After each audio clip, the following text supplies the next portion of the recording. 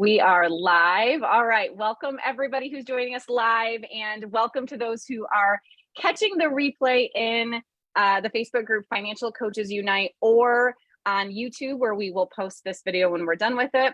My name is 𝗙𝗂𝗃𝗃. I am the founder of the Financial Coach Academy and the Facebook group Financial Coaches Unite. I am a financial coach first and foremost, and the name of my business is Fiscal Fitness, and I absolutely love financial coaching. I think it is the most rewarding way to make a living. And so anything we can do to share resources and strategies and ideas with other financial coaches to help you feel really successful at this, of course, we want to shout those strategies from the rooftop. And so today I am going to interview and bring to you the expertise of Sharita Humphrey. She posted in the Financial Coaches Unite Facebook group that she has really just been successful at building a referral pipeline from strategic partnerships. So having those referral relationships and how that has just been really integral in helping the success of her business. And of course, my comment was, oh my God, can I interview you so that I can hear all of your secrets and we can talk all about it and share your wisdom with others? And she said yes. So thank you first and foremost, Sharita, for volunteering your time today and sharing your wisdom with everybody. I really appreciate it. I would love for you to take just a minute and introduce yourself. Tell us a little bit about you. How long have you been a financial coach for? Tell us about your business, who you serve. Just shower us with all of your amazingness. First of all, thank you for having me. I'm excited to be here. I'm Dr. Sharita Humphrey, as 𝗙𝗂 mentioned.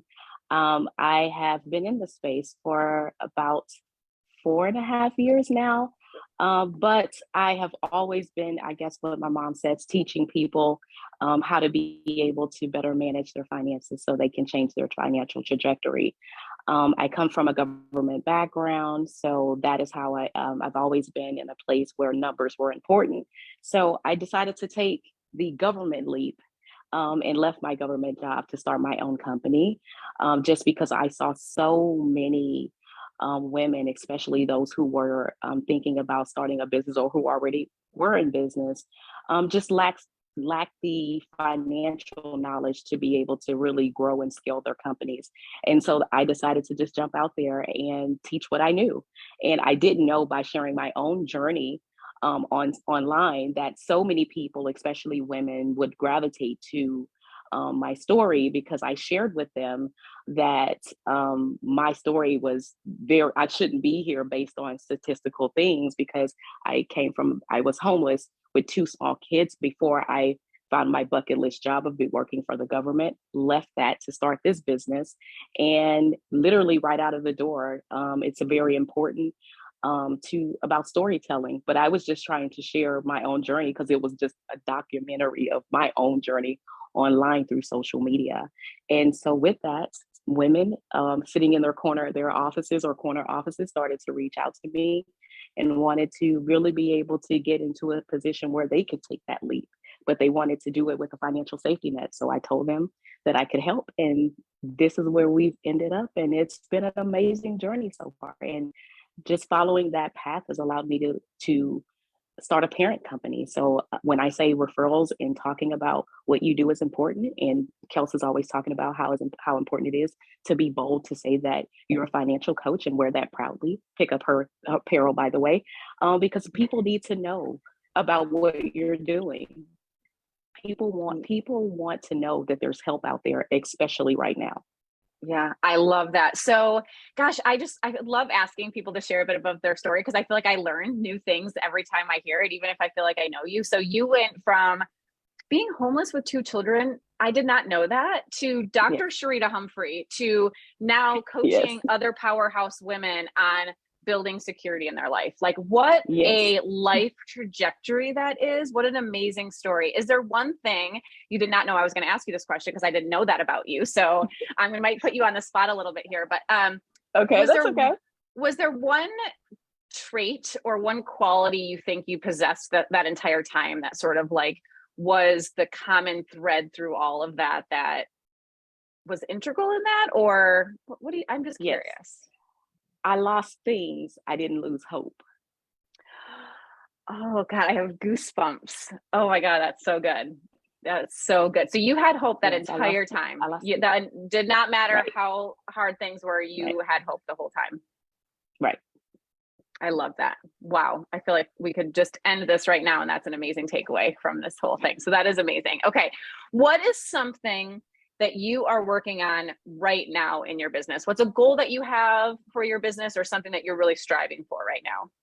So goal in the business is I put it out there on social media that in 2024, I will have amassed enough referral partners and opportunities that I will be able to allow my team to work 9 months out of the year and still receive a full-time salary.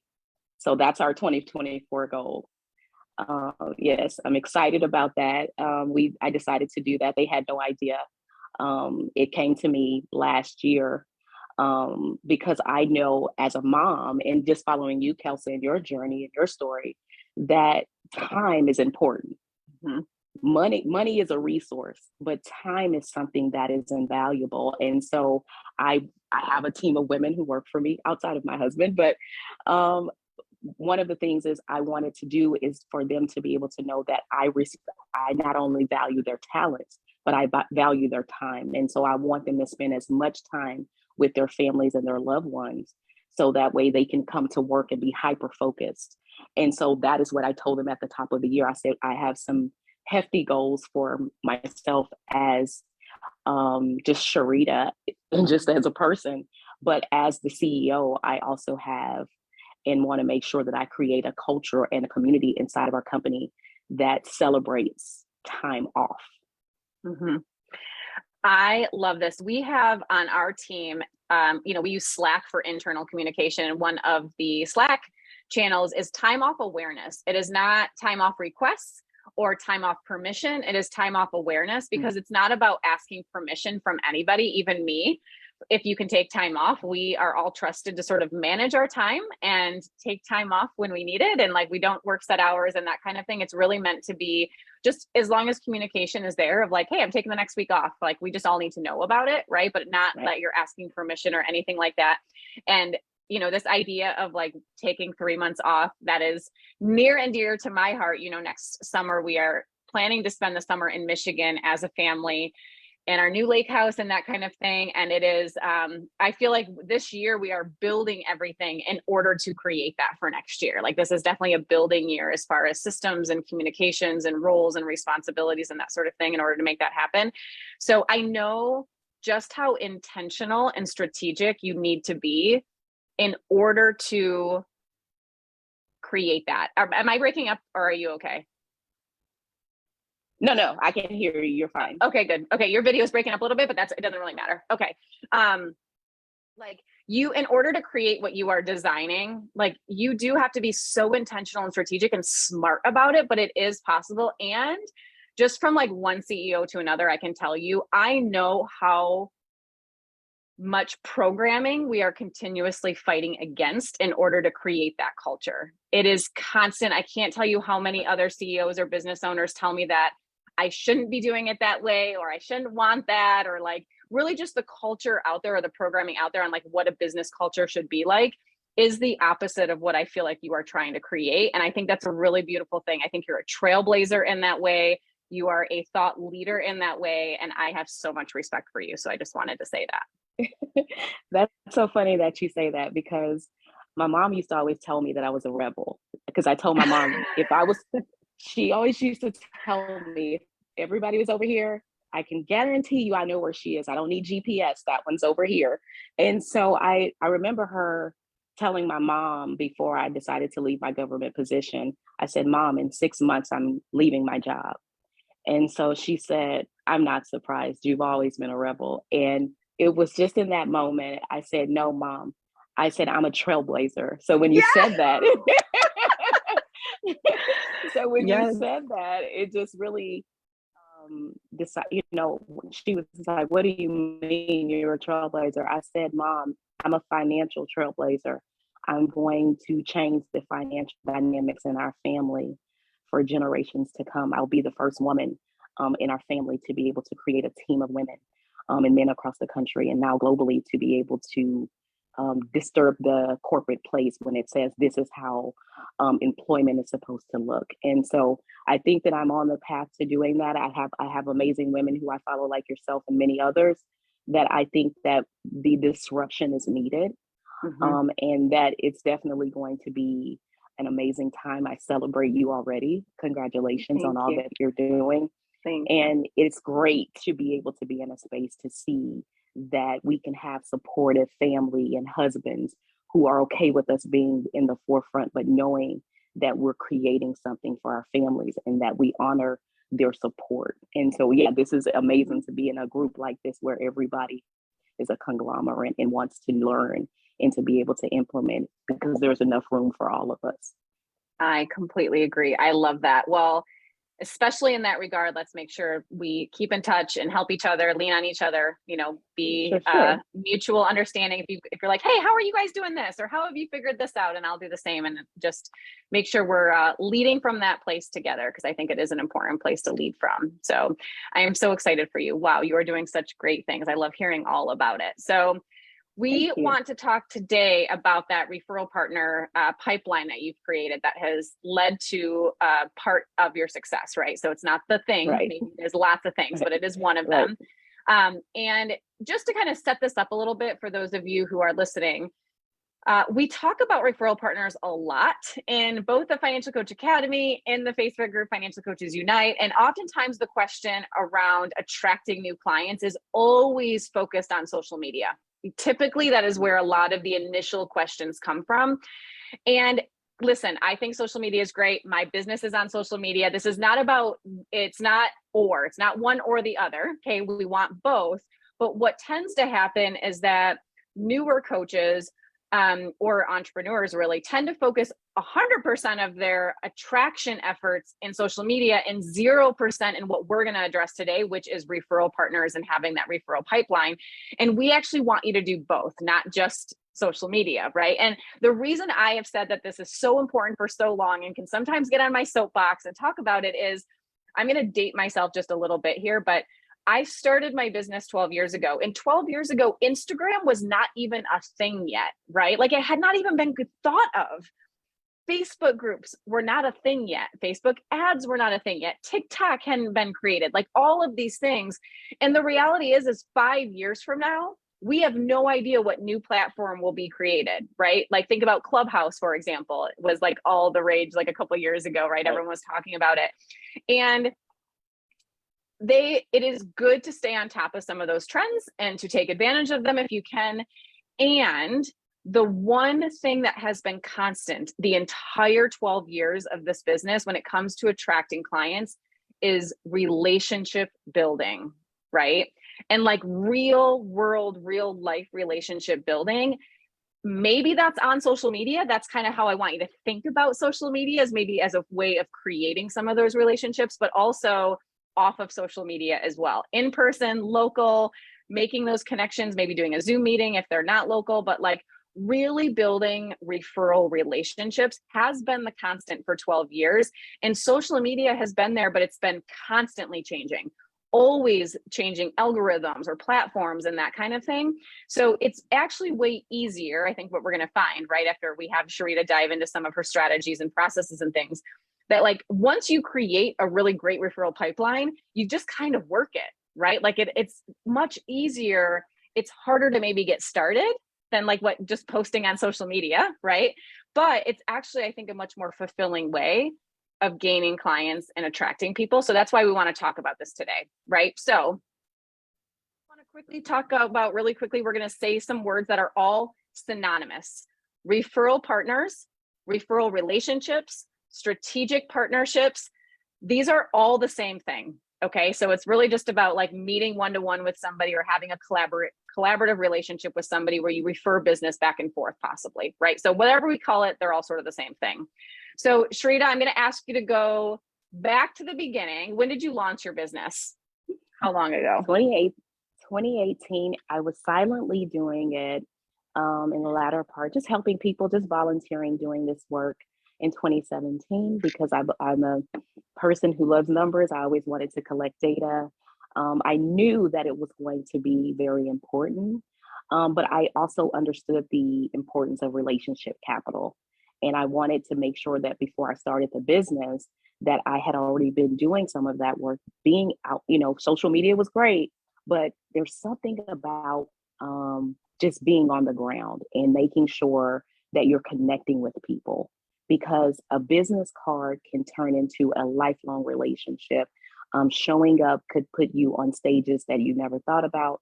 And then just using something as simple as Toastmasters. I was in the room, my very first Toastmasters. The CEO of a large energy company was there, and I'm like, "What is happening? Why is he here?" But he said something to me, and we were able to connect. He's like, many times when these corporate companies have communications and marketing teams and PR people who are speaking for them, so many, they don't have to speak as often, and he was an introvert. So how funny was that? Just being in the room and just being able to connect, and we still talk to this day. So I think that was the important piece for me, to make sure that the relationships where I lived and the people who knew me, the organizations that I were connected to, that they knew before I even told social media what I was doing, that they knew, so that way they could start to build that momentum for me, keep me accountable. Because when you tell people in real life what you're doing, there's no accountability like that. You can stop posting and shut down your social media accounts and just be done with it. But when you tell people that or do business with what you're doing, they are a built-in, they feel invested into what you're doing. So that was important for me.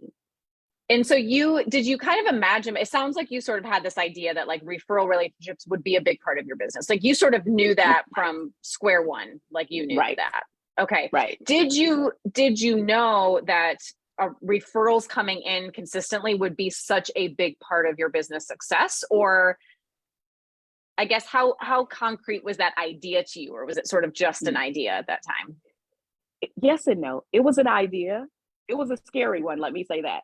Because like I said, there's no entrepreneurs in my family. So of course I was just trying to make sure, how could I do this? But again, I come from a government background. So I used to audit small, mid-sized, and global business. So I connected those things and started to write out, what are they doing right? And where do I fit in? And so just having that and writing things down, I know 𝗂𝗄 talks to you guys about writing it before it even happens. That's very important. So I was whiteboarding and journaling and doing all of those things beforehand. So that way I wouldn't talk myself out of it, because it's easy for us as financial coaches to talk ourselves out of it. And that automatically creates imposter syndrome, which I know 𝗂𝗄 talks about a lot in the group. So that was important to me, to make sure what I wanted to do concrete, and make sure I said it to myself out loud, so I believed it, because there's no script for that. You can't. 𝗂𝗄 can give you all of the tools, but you gotta believe that you can do it. You have to be able to activate and know that I can do it, because that's one thing that no one can do for you. So that's something that I can tell you what was the framework of me getting started and really being able to be confident to talk to potential referral partners.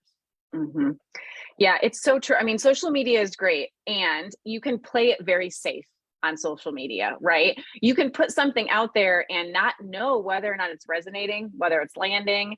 Somebody can message you, and you can take time to really think about your response before you reply and that kind of thing. When you are in person, and I know this is scary. I know it's so scary to go to like a networking event and call yourself a financial coach to a room full of people when you maybe even kind of don't feel like one yet yourself, and like that kind of thing. Those are really scary steps to take.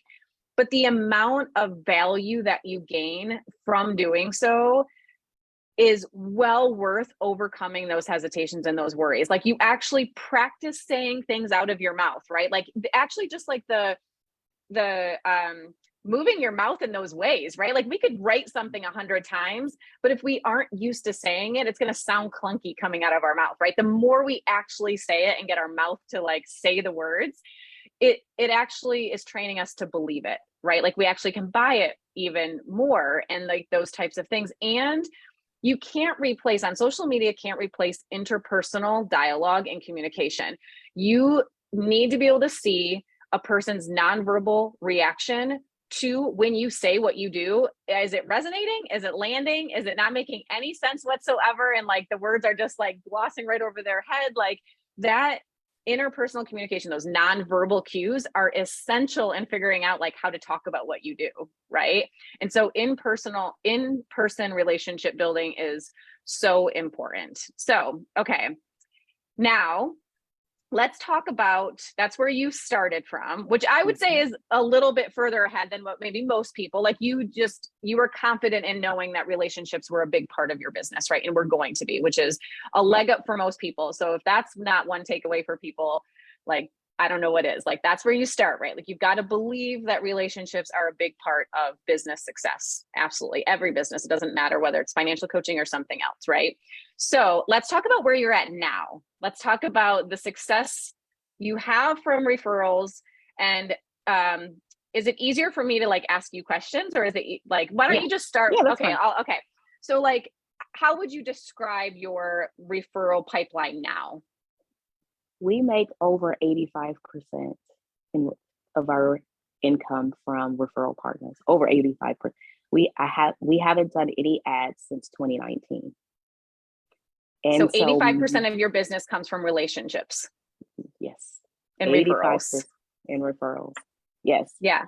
And I know that's and I never thought it's amazing that would be the pipeline for our business. I thought it was going to be a small piece, but a good piece of it. But one of the things, like I mentioned, is relationship capital is the best capital, because you're tied into others' networks. You're tied into others who could open doors or talk about opportunities that's going to allow you to expand the business. When I say that 85% of that comes from the referrals and relations, direct referral partners or relationships, that's just people getting to know me, putting myself out there. But then those opportunities and those people not only supporting us through sending us referrals, but also sending us opportunities as well. So whether that's me going out and getting speaking engagements or being able to contribute as a writer, different things like that allow us to be able to continue to be able to build a pipeline that is almost ridiculous. And so sometimes the best relationships and the best testimonials are from those who are already, they have already built the know, like, and trust factor for you, because they're telling someone else about your business. They're telling their clients about your services. So that makes the other person, the person who needs our help, they're already bought in a sense. So it's easier for you to close the sale. So the difference, and I think this was one of the things that you had shared in the group, which made me be like, let's talk about this on a video, like, because I feel like I've shouted from the rooftops for a while that like when you get a referral, when you get a new client and it's from a referral versus when you get a new client, let's say from social media, the caliber is so different, I feel like. And can you just speak to that a little bit? Because you do have 15% coming from other sources, right? But like 85%, tell me about sort of like how they feel and how ready, their readiness level, their commitment level, that kind of thing. They're almost like this. Where do I sign up? I'm excited. They told me about you. They've told us about the work that you guys are doing. And so I think that kind of gives you that extra boost of confidence, and it makes you're even more excited to onboard this person or their family, because they are committed, because someone else has done the selling for you.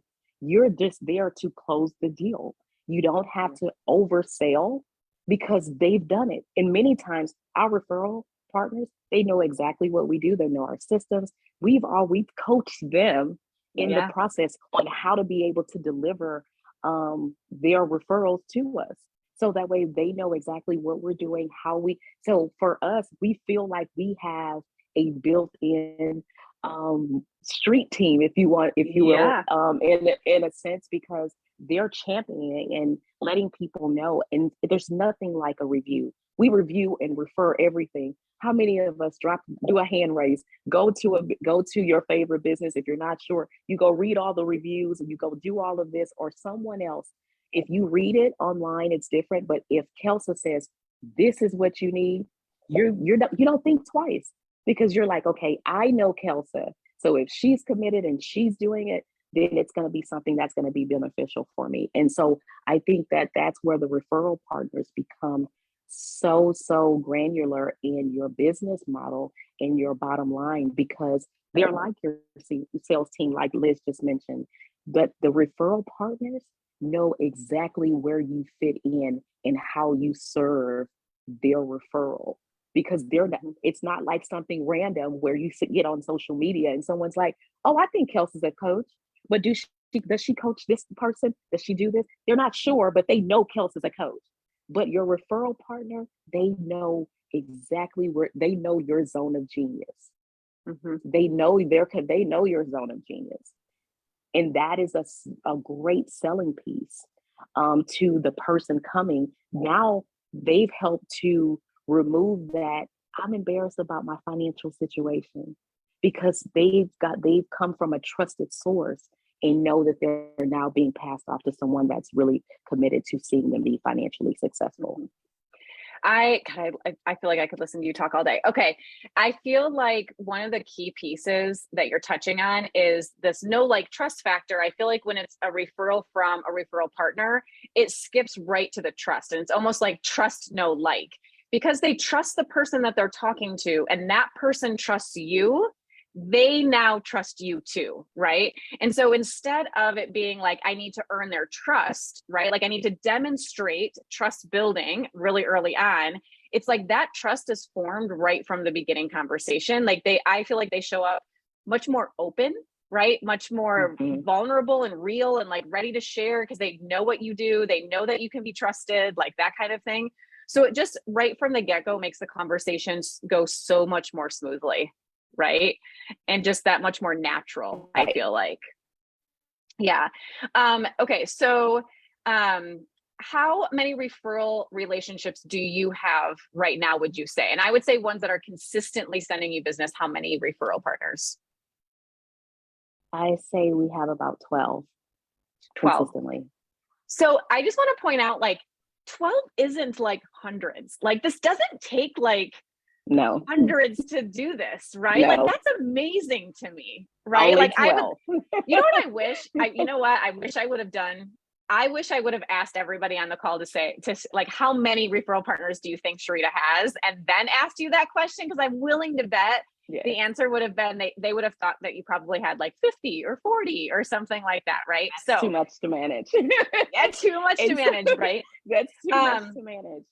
Do you, in your mind, have like some like 12 referral partners that are like really, really strong, and then you have more that are sort of like, they're there and they sort of send you like periodically, once a year, a couple times a year, maybe somebody? And then I think that number would probably go to about 25 to 30 when it comes to the more consistent ones.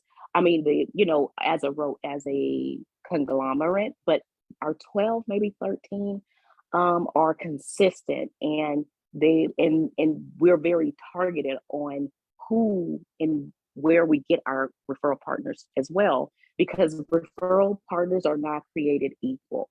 Referral partners also have times in throughout the year where they may send us clients.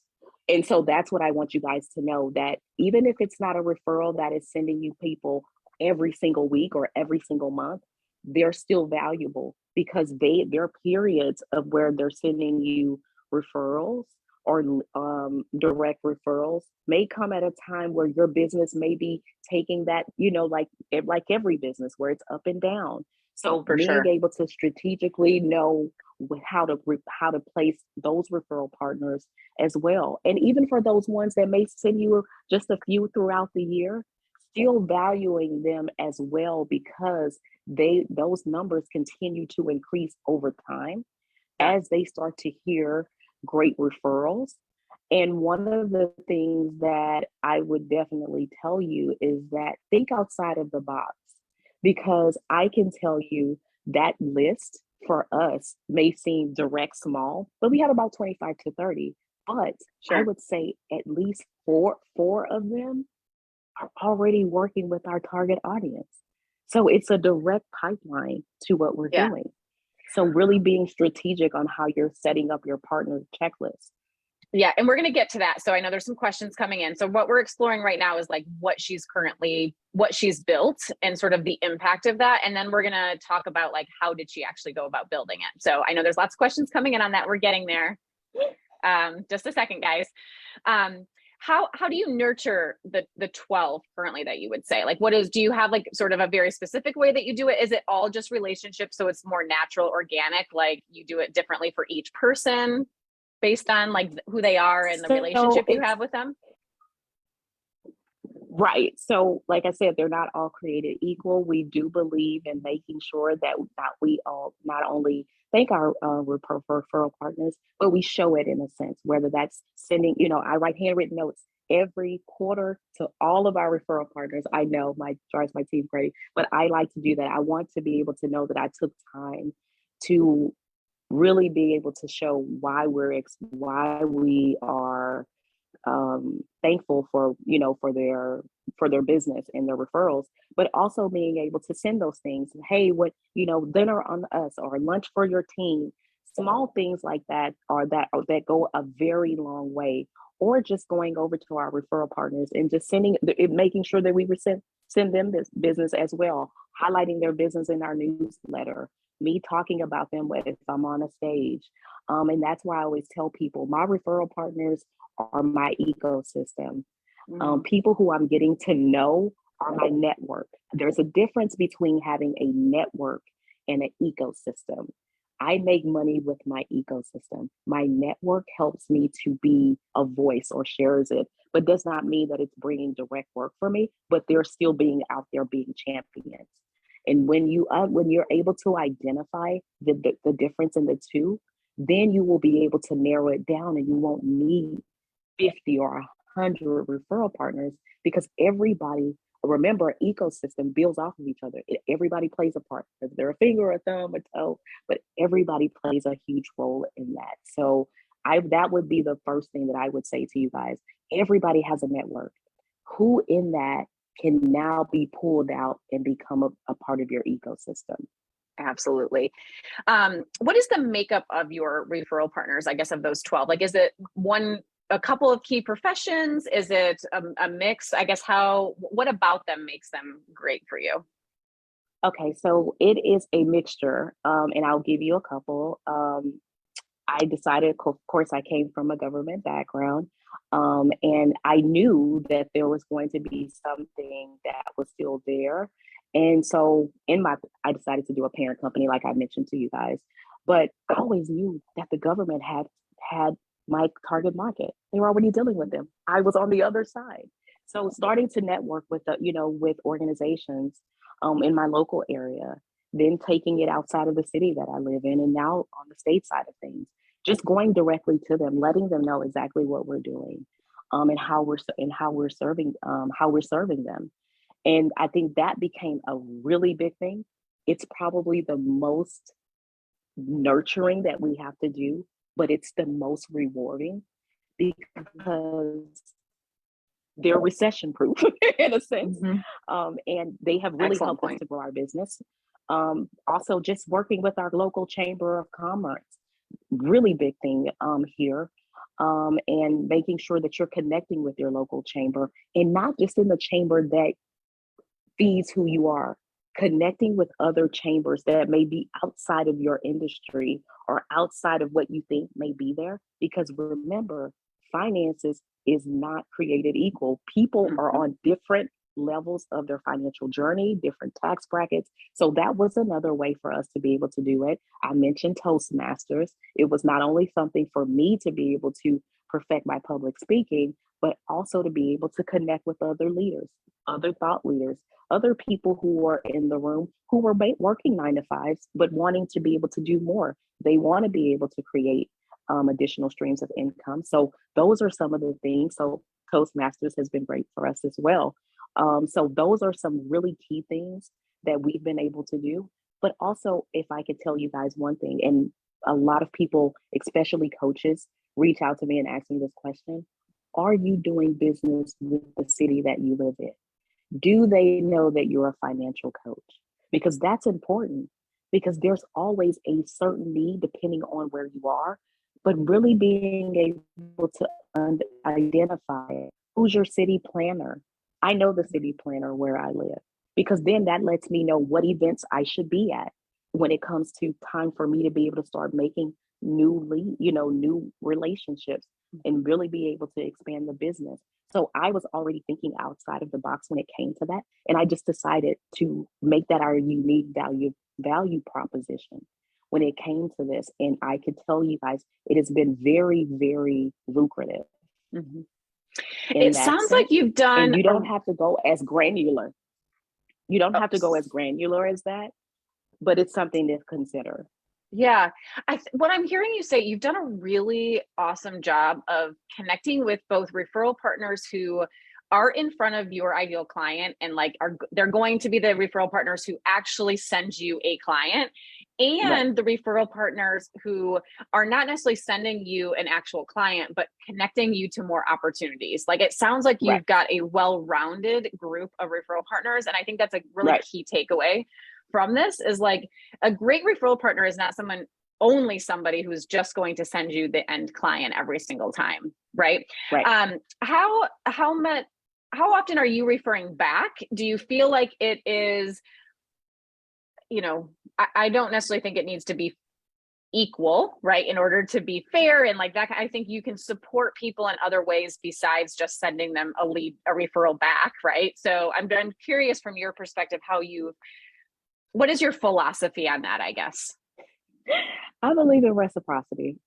So, definitely making sure that depending on whether that referral partner and who that referral partner is, sending us direct business there to them, or even being able to share their platform or their company, their organization with our audience or people who are in our network or ecosystem. I think that's another way to kind of just make sure that we're serving them and letting them know about other opportunities that may be beneficial, because just because you're not sending them a client, but giving them data or information that you have that could lead to more opportunities for them, I think is just as great, and really helps to make sure that although the relationship may not always be equal when it comes to referrals, but you're still making sure that you're doing your part by showing your appreciation by doing something and sending them a referral or client some data that can help them or an opportunity. I think it's just as great.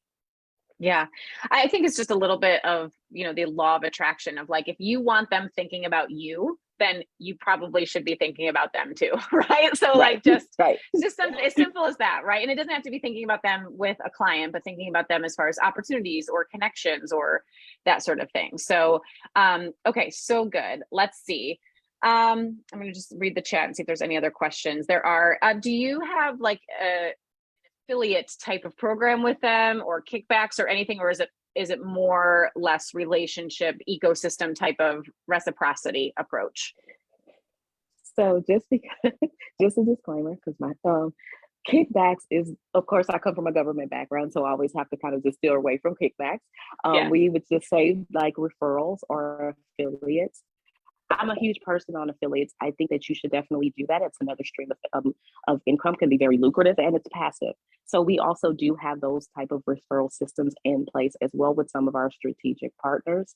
But in the sense, I would always make sure that, you have some type of clear understanding on what that is. And even with some of them, we do have some legal documents in place of saying, hey, here is where we are, here is how we're going to support one another. And it could be something as simple as, a percentage here, or maybe a referral, something here. So making sure that it's mutually beneficial, I would always just say, even if it's not on paper, is something that I definitely feel like you should be doing. Awesome. Okay, cool. So let's talk about from where you were in 2017, 2018, this idea of I want to form relationships and have that be a part of my business, to now having it be 85% of your business, 12 amazing people, part of your ecosystem.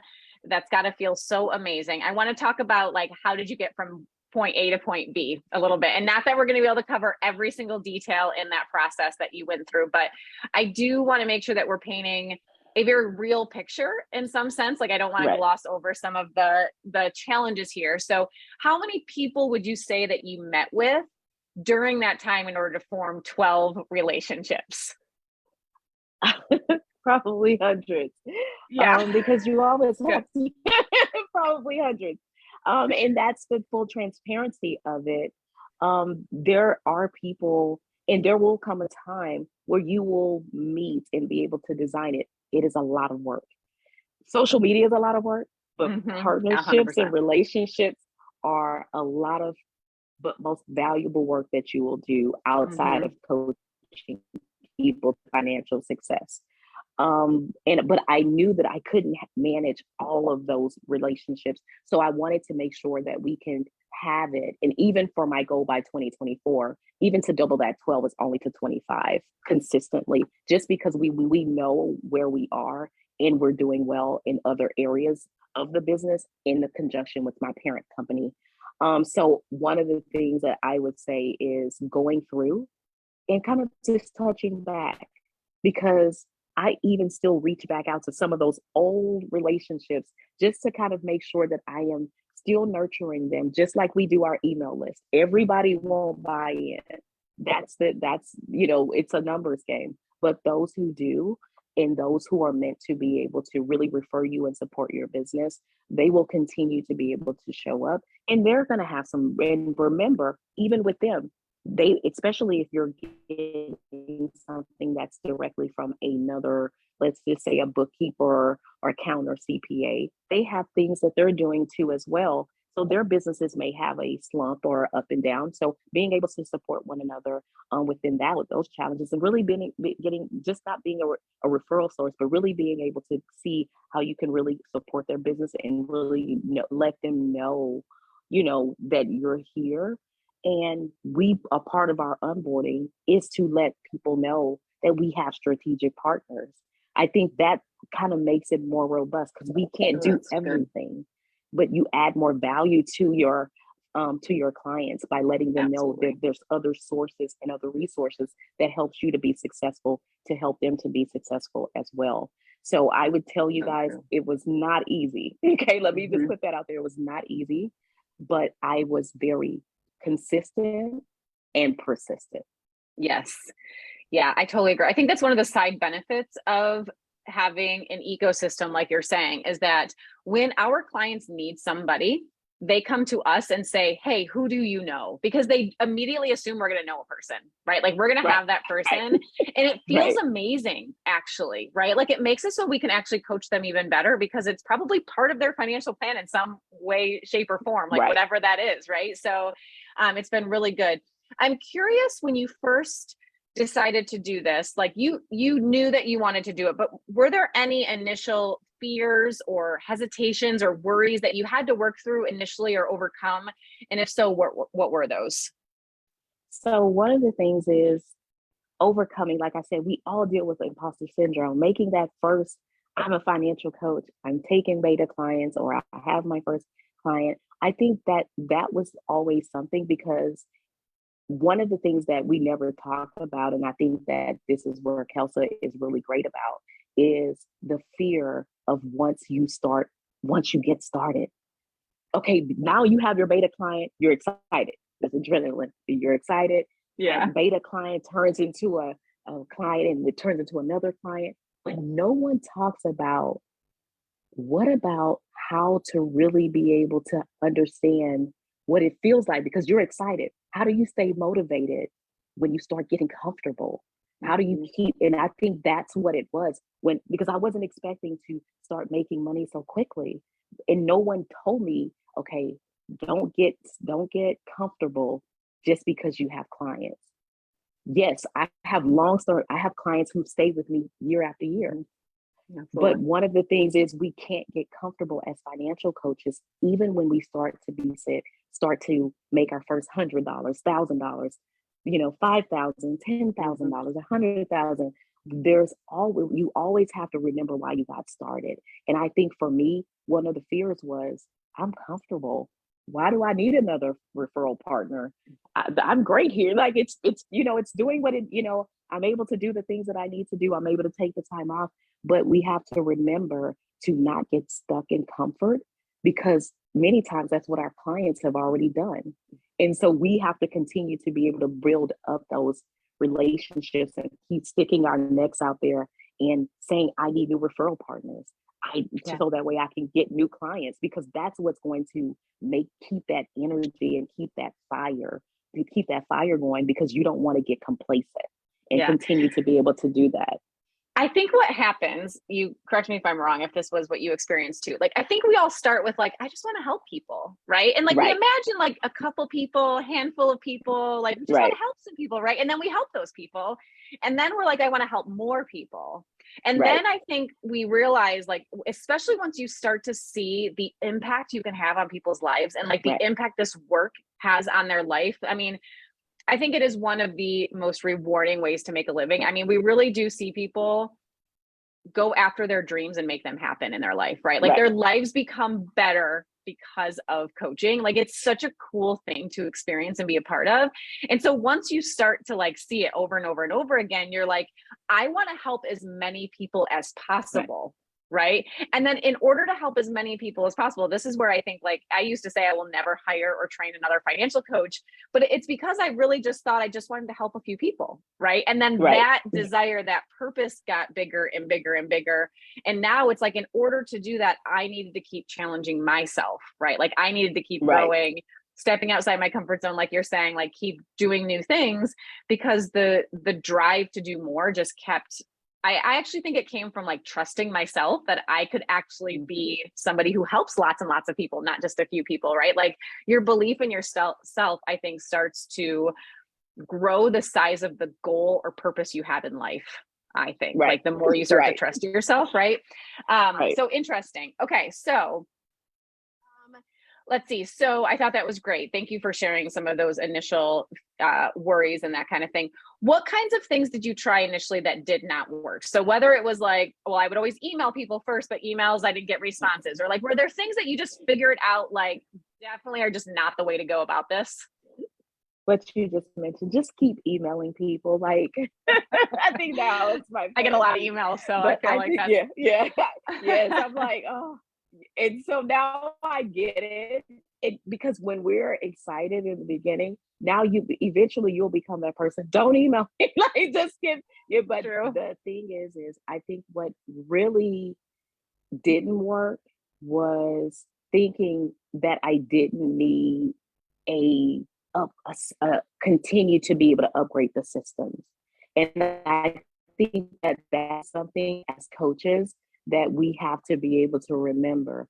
As we grow, it doesn't matter if it's one client, 2 or 10, that we have to keep rinse and repeat. But we can rinse and repeat, but we also have to remember we need to continue to invest into those things that's going to allow us to be able to grow and scale. Thinking that I was going to be able to scale, like 𝗀𝗻 just mentioned, by just being me, that's not going to be sustainable. You have to be able to get into a situation that I love this book. It just made me slip my mind. That's okay. But I'll give it to the. But I love it because one of the things that he talked about was working in your zone of genius and being able to trust people to work in their zone of excellence. Mm-hmm. And I knew that the only way that I was going to be able to take on new referral partners was by getting other people to be able to help me, to be able to get into systems that was going to allow me to grow. Because even as coaches, and I'm going to say this, I didn't come from much. I came from very meager beginnings. So when I started to see my bank account grow, the business bank account, I'm like, wait. And then the things that I wanted to invest in, I said, wait a minute, that's costly. I want to make money in the business. But guess what? As you start, yes, the big leap. Mm-hmm. Thank you, Kristen. So as soon as we start to move about those things, the one thing that I would say is you don't need to spend a lot of money on a website. You can throw up a one-pager. You don't spend, because that's analysis paralysis, and that's going to slow you down. You don't have to be on every social media platform. Be on the platform where your people are. You don't have to You don't have to do everything, even when you're in the beginning.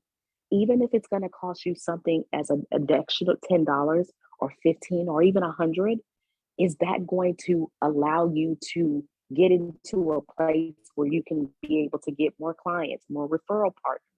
So making sure that you put this in your budget. But one of the things, and then I will definitely want to get to you guys' questions, is to make sure how we always tell our clients on our personal side is to put them on their budget, put you as a CEO on your budget.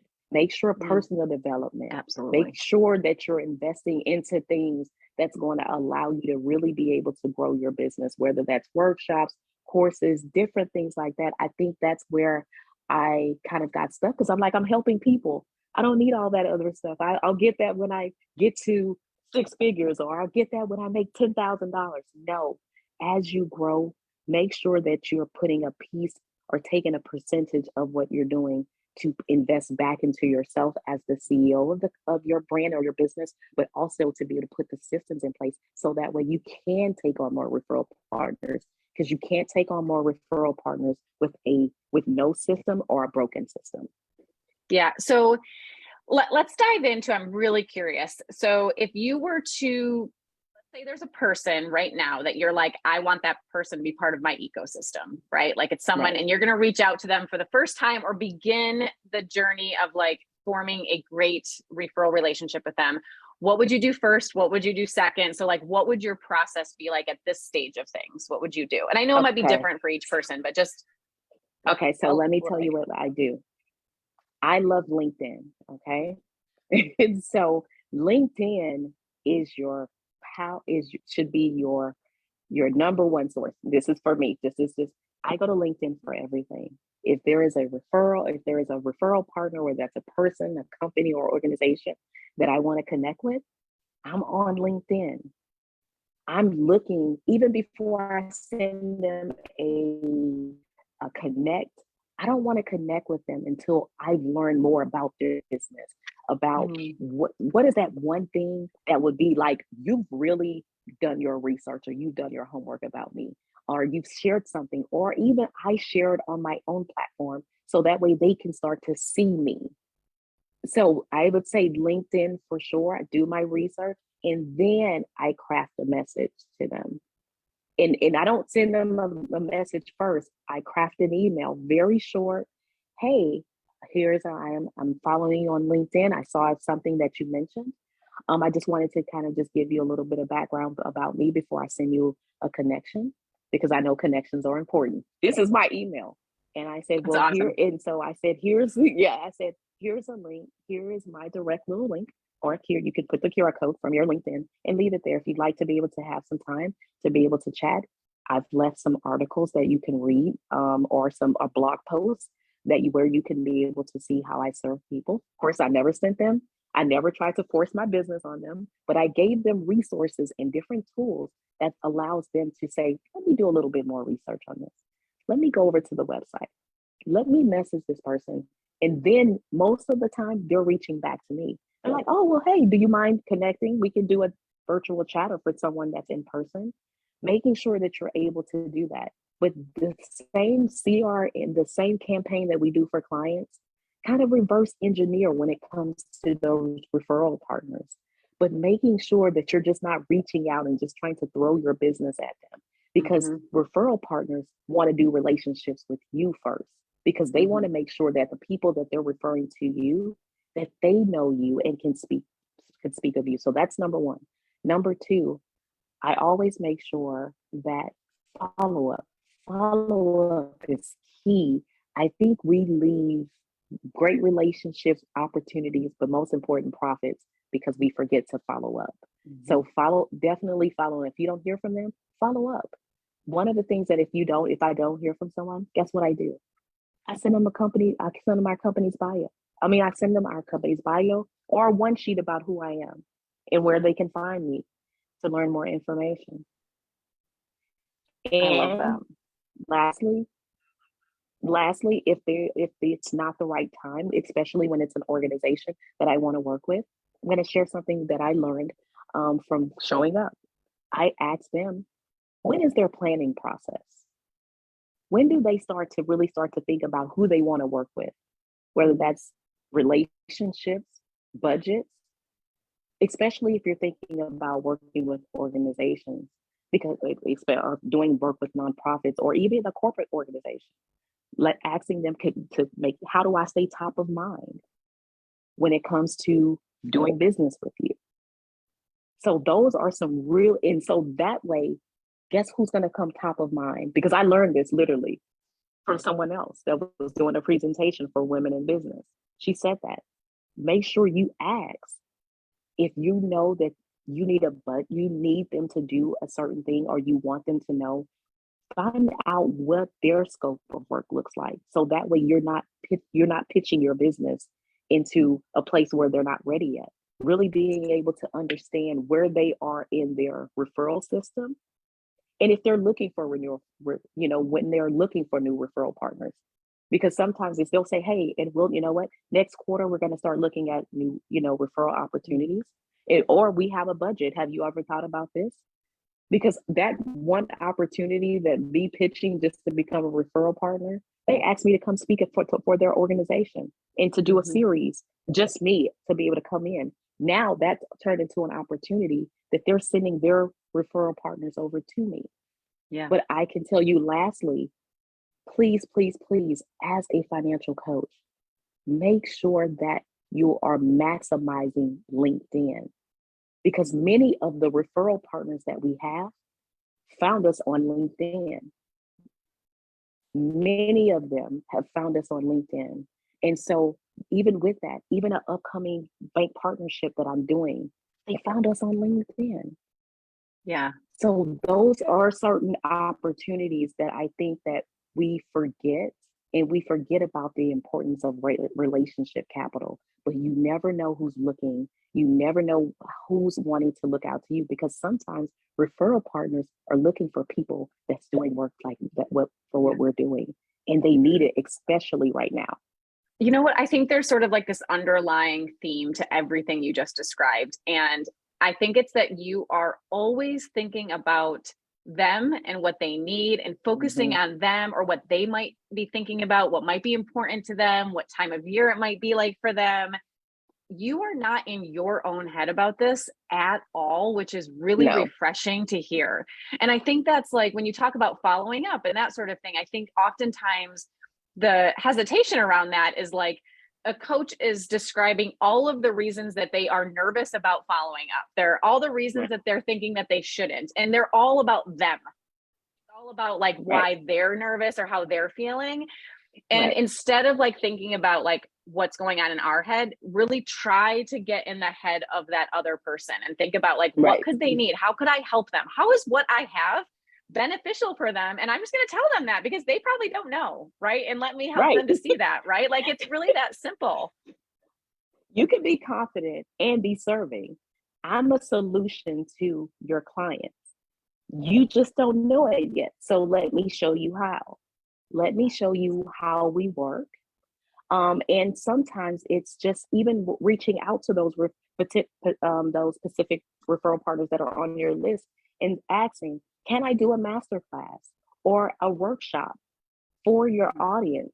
So that way you, as the referral partner, can be able to see me in action, and to be able to see how I engage people, whether that's in person or virtual. I think so that good to will open up a door. Absolutely. Who's gonna say no? It's very rare that an organization's or a referral partner is gonna say no. It's an added value for them, because now they can say, hey, I'm bringing in someone. Now their clients are excited, but now you've been able to place your business in front of new people and the referral partner. And are you primarily the face? And so you're the one doing this, and then all the clients sort of come on board and go to your coaches and that sort of thing? Or are all of your coaches out doing and it's this? A little bit of both. And it's a little bit of both, because remember, with the big leap, everybody is not going to be out there. This is going to be surprising to y'all. I'm really an introvert. Okay. I told you I come from a government background. We were always behind the scenes. If I came out, there was normally a problem. I was just like, but I'm really an introvert. It's hard for people to believe that, but I had to figure out, where do I serve the best? I'm great. I love to coach people, but I love to be amongst people. But I have a team, and they're just like, some of them are like, I will do the best, and we'll let you go out there. And then I have Maureen, who's my right hand. We are out there doing things and connecting with people and doing that. So you could be the face, but no one sells your brand like you. No one sells your company like you. Does not mean that you have to be on everything, but when it comes to referral partners, they get to see my face. And then I get to tell them, I don't do it alone. I have a team. I find it so easy to brag about my team. It's the easiest thing for me. Like my team calls me, I am the queen promoter of this badass team. That is literally what my title is internally, is like queen promoter of this badass team. And it is so easy. Like, I think I hire the best people. It's easy for me to tell everyone why I think they're the best. Like, it's so easy for me, and I absolutely love it. So I love that. Natural. And I'm gonna tell you something. One of the things is, with your referral partners, when you do get a team, even whether that's a contracted team or a team of people that's on your payroll, or a mixture, many referral partners, and I'm going to tell you something, especially corporate organizations or just nonprofits, they always want to know, how did you get a badass team? They're always like, we're looking for good people. And so just being able to offer that information makes you, put you in a place of, now they have put their guard down, because they want to be able to hear from. Now you're putting yourself as an expert, as a thought leader, being able to really be able to help them, because they're like, wait a minute, it's a great recession, and you're telling me that you hired a badass team? Like, how? Where? And people are excited and hyper focused and willing to do the work to show up. Yes, those are conversations. It's not a referral partner. Don't go in scared. Conversations just like that Kelsey and I are having are relationship building talks that happen all the time. I think a lot of people think, if I go to a referral partner, that I have to say the right thing, or they're not going to refer people to me. That's too robotic. Authenticity every day wins, and just let them know, I don't know if it's going to work. Let's try it out. And if it doesn't, then I still want to get to know you as a person, because you can still be able to help this. And I think that's what makes the best referral relationships, and what's going to keep consistent revenue coming to your business. But ultimately, having someone be having small champions, because you can't be everywhere. You need people speaking your name in the room. You need people to be able to say that I've sent my clients there, and I can tell you that they've been transformed. Right. Now, I think based on what you just said, I might know the answer to this question, but I'm going to ask it just in case. Do you have a partner checklist that you you're like, check, they need to hit these boxes before I reach out? Or is it sounds a bit more organic for you? Like, you're just sort of like going with your gut on a person a little bit? So it's a bit of both. Okay. I believe in organic relationships, but I have also identified organizations, small businesses, and companies that who I want on my referral list, on my checklist. So y'all can't see it, but right over here, I have a referral wish list. And every single time I'm like, I have a referral wish list. So just like when we were preparing for the holidays, we know what we want. We have a little box, put it in your cart. It's a checklist. So write out who your referral wish list is, because guess what?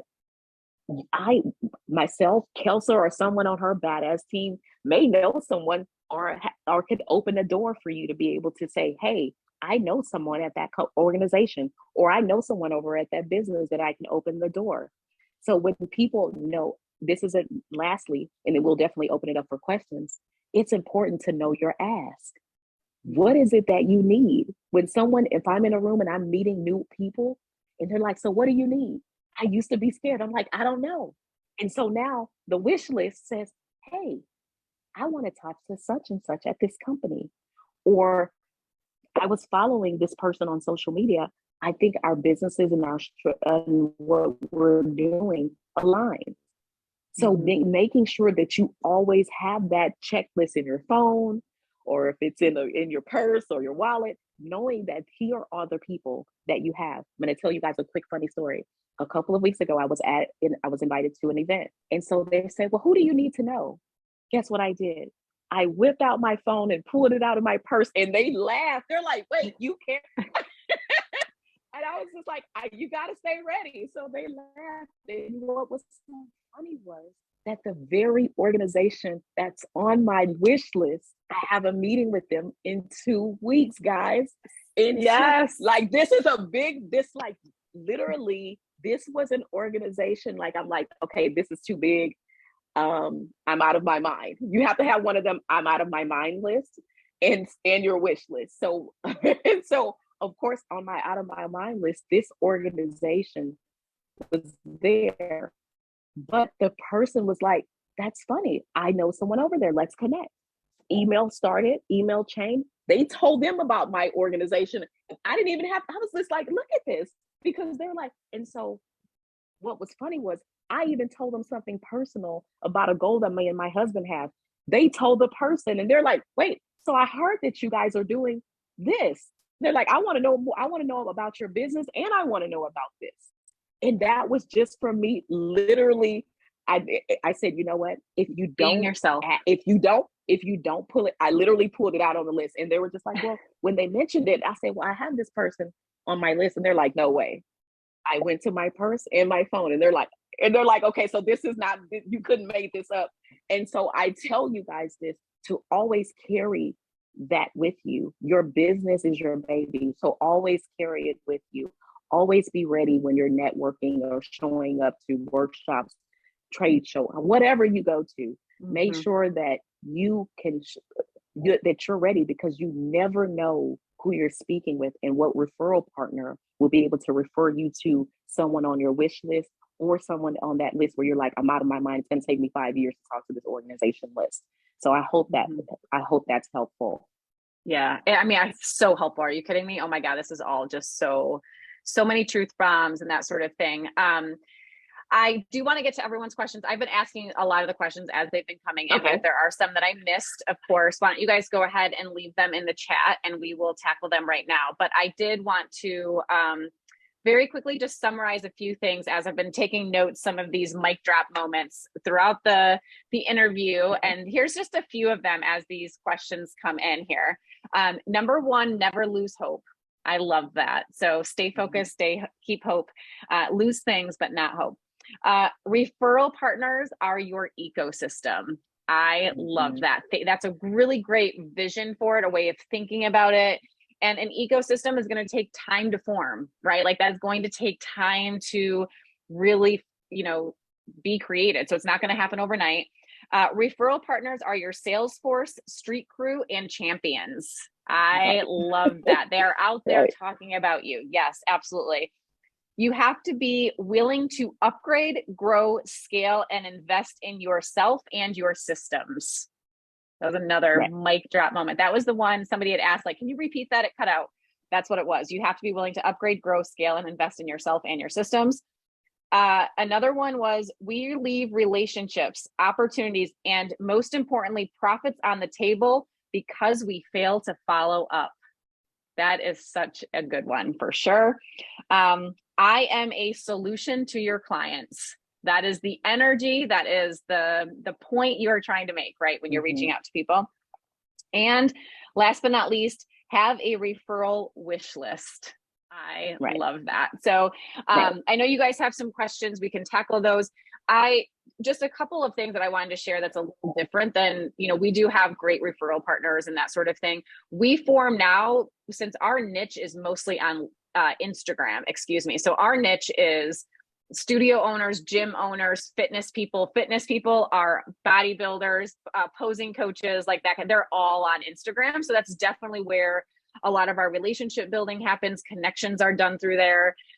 So definitely check out LinkedIn. If that is where your sort of ecosystem is going to come from, check out LinkedIn, check out Instagram, whatever the case may be. I know we've had some coaches like in the academy and in the mastermind form great referral relationships through TikTok, right? Like influencer to influencer kind of thing. So That's been really helpful. So focus really, one of the things Sharita said was like, pick one platform, like find your avenue. And I think that's like the key element, right? Like, where are your people at, right? Where are they? That's where you want to go, right? Could you clarify, one of the questions we got is, could you clarify your niche? Yes. So I work with women. I tend to work with more, they're either sitting at their jobs, wondering, do I want to leave? Do I really want to take this leap? Or they're very, they're 0 to 2 in business, decided to take the leap. And now they're just like, what do I do next? I'm starting to make money in the business. I want to grow it, but I'm not sure what to do.